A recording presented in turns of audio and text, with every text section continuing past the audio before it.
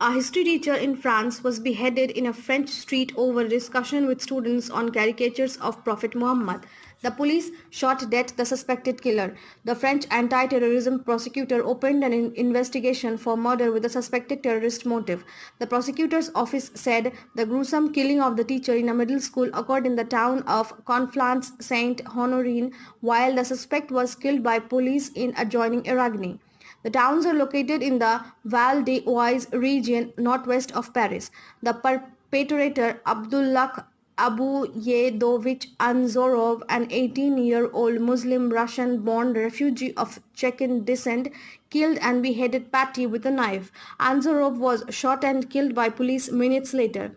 His motive for the murder was that Patty had in class on freedom of expression shown his students a Charlie Hebdo cartoon depicting the Islamic prophet Muhammad.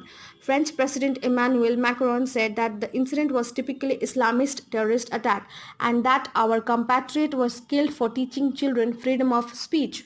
The murder was one of several attacks in France in recent years, and it created debate in French society and politics. The thing that is really alarming is the fact that how far should one tolerate such thing? Freedom of expression must not be used to insult someone or to hurt someone's sentiment. Indeed, beheading the professor is a wrong thing, but Macron terming it as Islamic terrorist is unacceptable. Recently, we had incidents of huge number of people getting shot at a mosque while praying.